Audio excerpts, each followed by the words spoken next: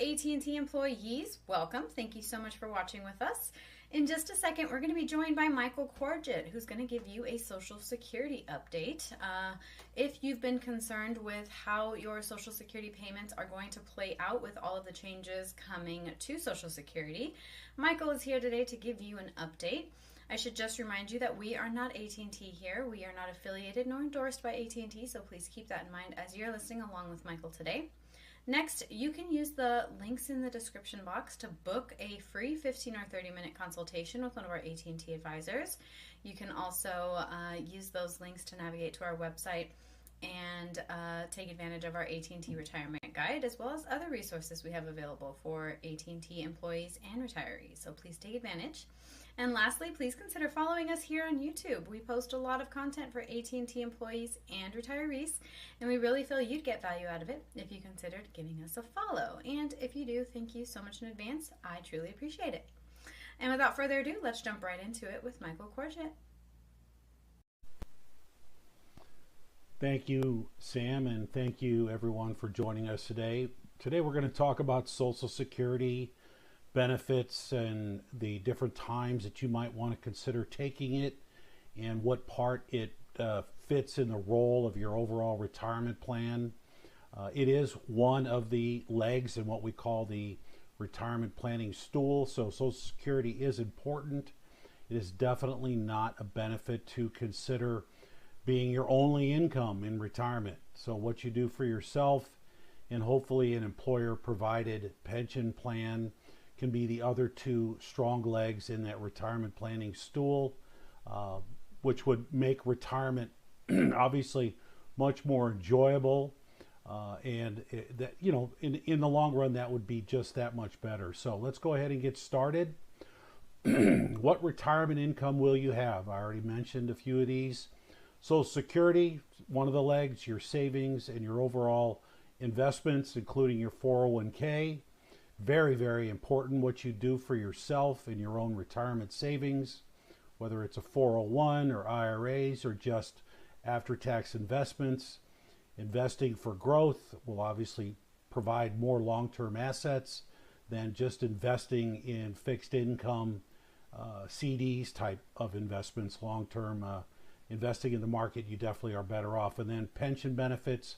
For many of you, you have a pension. For a lot of you, you do not. So again, what you do for yourself is going to be more important to allow yourself to have a comfortable retirement. And then obviously either part-time earnings or even more full-time earnings, just doing something different than what you did when you were working for company A, B, C, you know, part-time, starting your own business, working at the grocery store, being a golf course marshal is my ultimate dream, getting to play golf for free and then getting to be outdoors and getting paid for it. So whatever that might be, that's as long as it makes sense to you. Some current Social Security news. Social Security is definitely a key source of retirement income for nearly 72 million Americans and growing each and every day. Social Security has never missed a benefit payment over the last 8 decades, and that's important. The Trump administration actions, their goal is to reduce the Social Security Administration's job count by 7,000 employees, or a reduction of 12%. They plan to close nearly 4 dozen Social Security Administration offices around the country, which is where you might go to get some information and speak to a specialist, and closure of many of the in-person hearings for disability benefits and general services. That's a much more different conversation that we won't have here today. Some of the added barriers, requirements for appointments to meet face-to-face with the Social Security agents, it's going to take longer. So the sooner that you get started in whatever your Social Security benefit election is, the better off you'll be. And I'm even recommending to folks 4 to 6 months in advance of when you want your benefits to start. So no immediate benefit cuts. Some of the impact on new claims. The biggest impact on those starting benefits for the first time. You need to sign up in person nowadays. Processing new claims for retirement or disability benefits may take longer again due to staff cuts. Early buyout offers to SSA employees. Again, less employees to do the work, but this is one of the changes of the current administration. And again, I strongly recommend that you get started as early as you possibly can. 4 months minimum. We used to say 3, but 4 to 6 months makes an awful lot more sense to get your benefits started when you would like to get them started. And that's important, is getting them started when you want them. The outlook for Social Security in general, it's fine right now, but it is getting worse. The idea is that baby boomers, like most of us, there's 10 to 12,000 of us each and every day turning the age of 62 and that therefore are eligible for Social Security early retirement benefits. There's that many of us also turning 66 and 67 each and every day too, which means they're eligible for full retirement benefits. There is currently more revenue being collected than the current benefits that are being paid out, but there will come a time in this slide, 2034 to 2035, is when the dollars being collected are the dollars that are being paid out, and it will only get worse moving forward. So, does something need to be done? Yes. Will our politicians in Washington, D.C. do something about it? The answer is I don't know, because Social Security is such a hot button topic, especially for those of us that are near collecting it and for those of us who are already getting it. Politicians do risk losing their seat in Congress if they choose to make significant changes to benefits for those of us who are actively collecting them. It's considered many times touching the third rail, where you could get electrocuted. So something does need to be done, whether benefits are reduced, as you can see here, or an additional tax is implemented to make sure that benefits continue on the stage and on the scale that we all expect. Well, we will see. But again, something definitely needs to be done sooner rather than later. Changes for 2025. The earnings cap for full Social Security tax deductions are $176,100, and that is for this year. The earnings credit requirements for full will increase, meaning workers need to earn more to qualify for the maximum benefits. The higher you are towards this annual cap, the more your benefits would be long term. Keeping in mind that the Social Security looks at your best 35 years of earnings, if you have 35 years of earnings, and those are the earnings that go into your Social Security benefit calculation. Full retirement age did remain at age 67 for now. Excuse me. Some recent inflation data. The inflation data has been getting better. An increase recently of 0.2% in February, which produces an annualized inflation rate right now. Core CPI-U is 2.8%. That CPI is lower than January's increase of 0.5%, which produced approximately 3% inflation. You know, this is an awful lot better than a little more than 2 years ago when inflation was as high as 9%. Now, the Federal Reserve has done a good job by raising interest rates to slow down spending, which in turn has definitely reduced inflation. It's not at the 2% rate that the Federal Reserve would like it to be, but it is certainly getting better. And getting better is better than getting worse. So inflation is definitely also a hot button, and inflation does impact your future benefits. Inflation also impacts the value of various investments, especially fixed income investments. When interest rates go up, the underlying value of fixed income investments tends to go down in value. And when interest rates go down, the underlying value of fixed income or bonds goes up. So hopefully interest rates will trend downwards as they have over the last couple of years. They've sort of been stuck in neutral here recently in the low to mid 4% for treasuries. The Federal Reserve has not implemented any recent rate reductions. We hope they might do one, possibly two reductions this year. But they're keeping an eye on inflation overall. And if inflation heats up, well, they may even raise rates. But if inflation continues to lower, but economic activity goes down, then they might lower rates to spur growth. Sort of a catch-22 for the Fed, just something to keep in mind. Interest rates are important to your investments as well as the effect of overall inflation. Some of the things that you need to know. So let's go ahead and dive in. When should you start your benefits? Well, obviously, if you wait till full retirement age, you're going to get full retirement benefits. And that's between ages 66 and 67 for most of us. You can begin to take your benefits at age 70, and that's where your benefits will max out. Between the ages of full retirement age and age 70, you can glean that an increase of approximately 8% per year. The opposite the case if you decide to start benefits early. At age 62, you can start to collect your benefits, but you're looking at a potential reduction from your full retirement age benefits of up to 30%, or about 6% per year, depending on whether it's 66 or 67. So these things are very important. When are you going to retire? When are you going to start to take your pension? What will your investments and your overall savings going to do for you? Are you going to continue to work part-time? We're going to talk a lot more about this.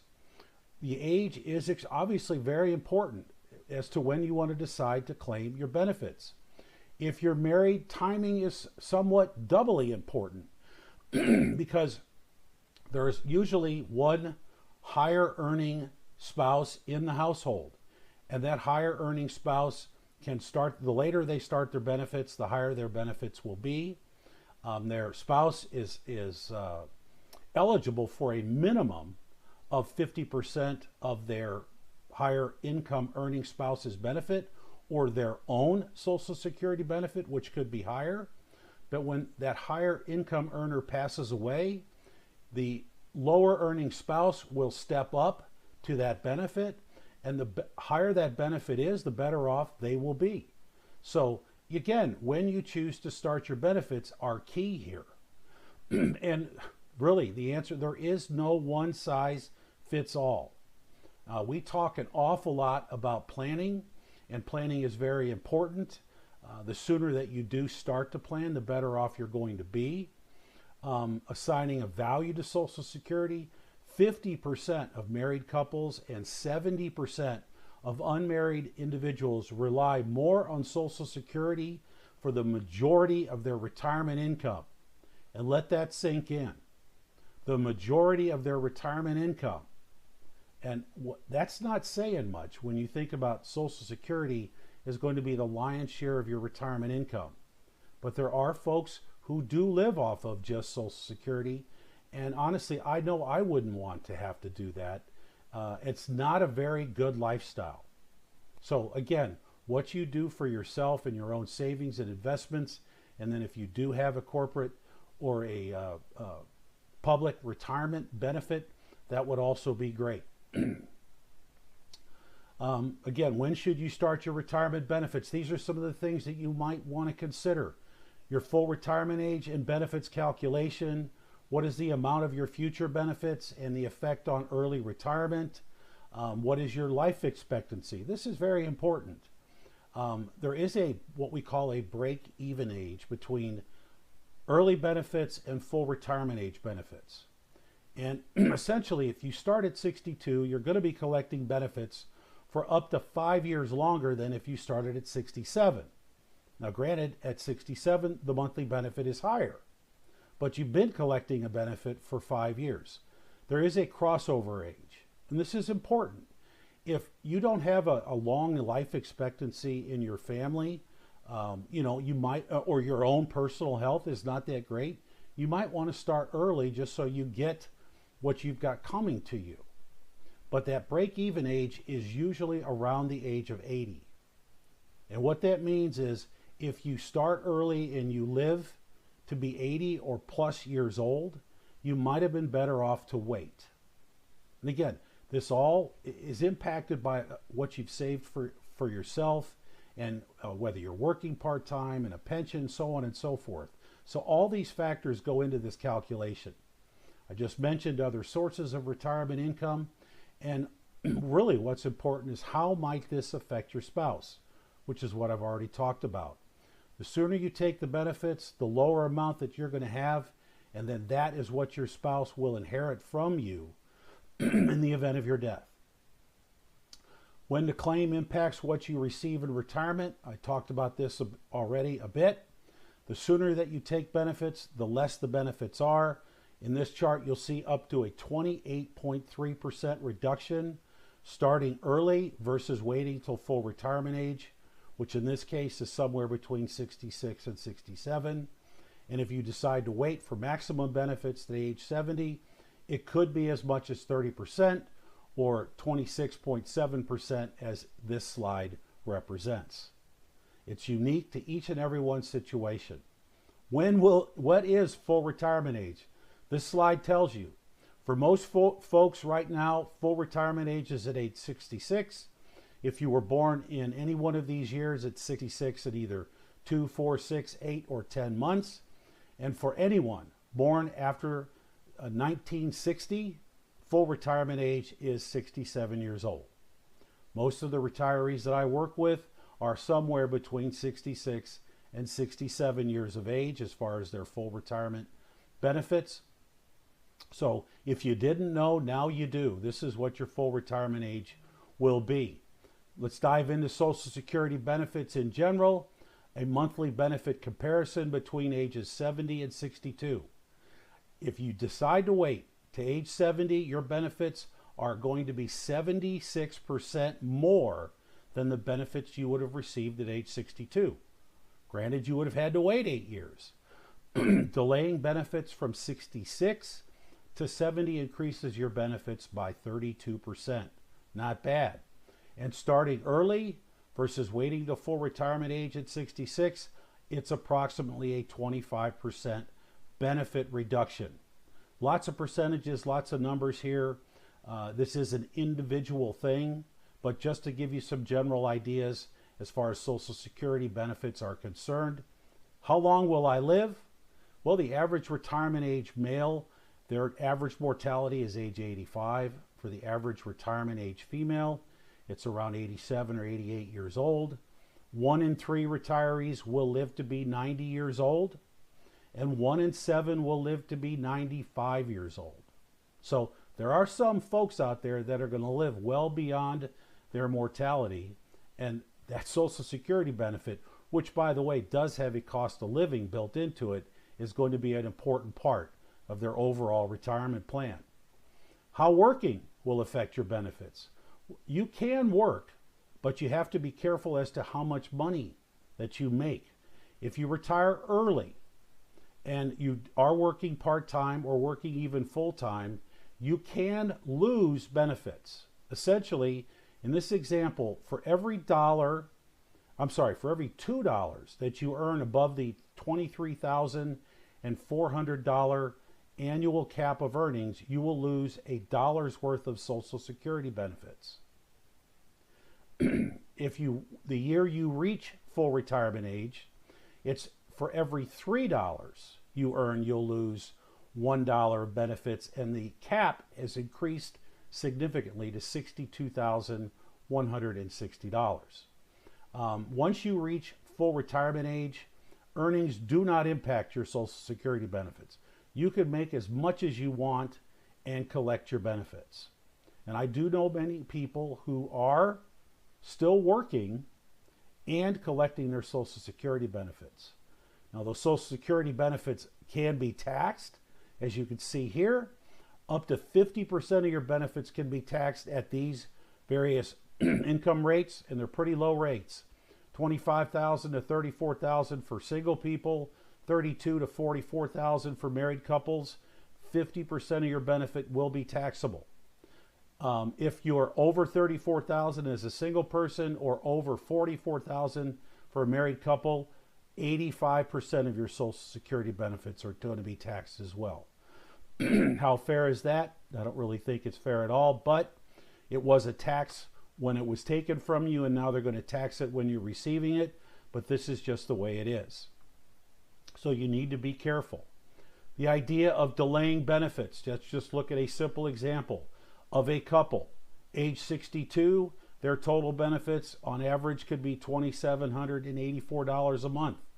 If they chose to wait till age 66, their benefit can increase to $3,837 a month, or over $1,000 a month. And then finally, if they both wait to age 70, that benefit could reach $5,241 a month, a significant increase from age 62 to age 70. And this is very important, especially the lower earning spouse. The later that the higher earning spouse chooses to take their benefit, that's the one they're going to inherit.